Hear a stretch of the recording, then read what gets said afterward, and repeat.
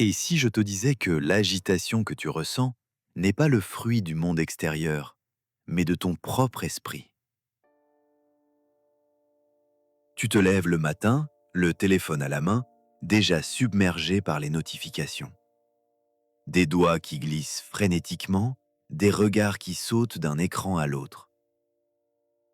Dans les restaurants, les cafés, les bureaux, partout la même scène. Nos esprits ressemblent à une surface d'eau constamment agitée par le vent. Elle ne cesse de trembler, de se fragmenter, de déformer tout ce qu'elle tente de saisir. Tu crois que c'est normal? Qu'il faut juste s'adapter à cette course folle? Non, ce n'est pas la réalité qui te submerge, c'est la façon dont ton esprit la reflète. Pourtant, il existe une sagesse millénaire, celle du Tao, qui nous offre une image saisissante, celle d'un lac parfaitement immobile. Un lac si calme qu'il reflète avec une clarté absolue les nuages, les arbres, le visage de celui qui s'y penche. Qu'une pierre y tombe, qu'un vent se lève, et l'image se fragmente, mais qu'il retrouve son calme et la clarté revient. Ton esprit est ce lac, et tu peux retrouver cette limpidité. Tu peux arrêter de laisser le monde agiter ta surface. Car la tranquillité n'est pas l'absence de mouvement autour de toi, c'est l'absence d'agitation en toi. Pense à ce collègue serein, même quand tout s'effondre, à cet ami qui garde son sourire dans les embouteillages, à cette grand-mère qui t'écoute vraiment sans consulter son téléphone. Ils portent en eux ce lac immobile. Ce n'est pas de la chance, c'est une résilience intérieure, une immunité contre le stress, que tu peux développer toi aussi. Contrairement à ce que beaucoup prêchent, cette tranquillité n'est pas conquise par un effort surhumain. Elle est révélée par l'abandon, comme on retire les voiles qui masquaient une clarté déjà présente. Prête à découvrir les secrets de cette paix intérieure, voici comment la sagesse taoïste t'invite à la cultiver.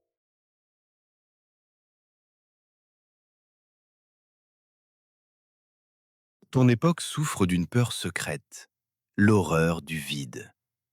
Nous comblons chaque silence par de la musique, chaque temps mort par de la stimulation, chaque moment de solitude par de la connexion virtuelle.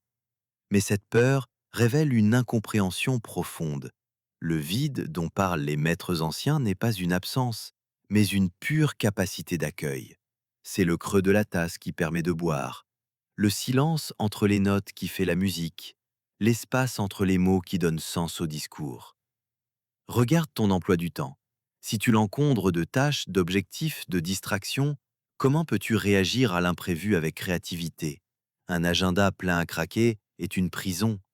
À l'inverse, si tu ménages des espaces vides, tu te donnes la possibilité d'accueillir l'inattendu, de laisser émerger l'inspiration.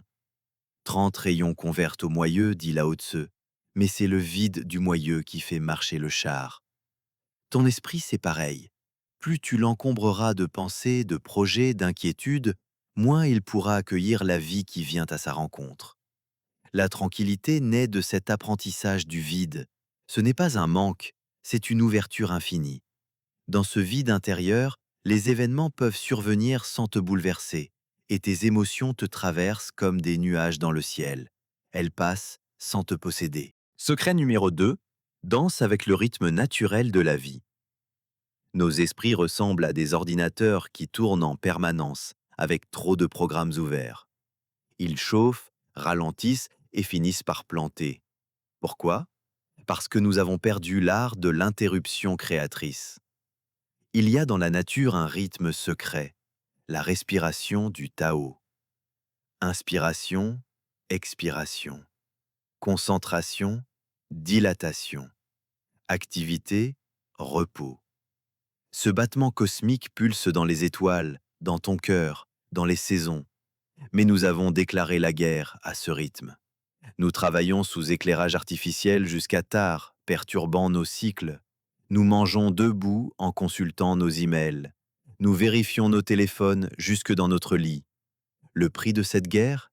Insomnie, anxiété, burn-out.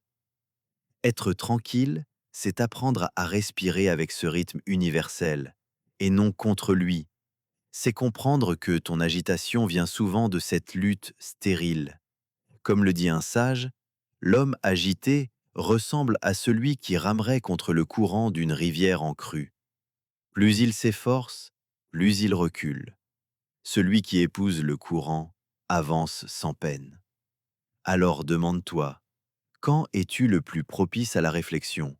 Quand à l'action? Y a-t-il des moments dans ta vie où tu dois plutôt te retirer pour faire le point et d'autres où il est temps d'expanser? Le sage taoïste ne refuse ni l'action ni le repos. Il ne s'identifie à aucun état. Il les traverse comme on traverse les saisons, avec une sérénité fondamentale. Cette souplesse n'est pas de la passivité, c'est une intelligence supérieure qui sait quand agir et quand s'abstenir, quand parler et quand se taire. Secret numéro 3. Cultive ta demeure intérieure et la simplicité. Nous vivons dans une époque d'hypersollicitation. Ton téléphone t'interrompt toutes les 6 minutes. Nos open spaces et nos réunions en cascade ne ménagent aucun refuge. Même nos maisons peinent à offrir ce havre de paix.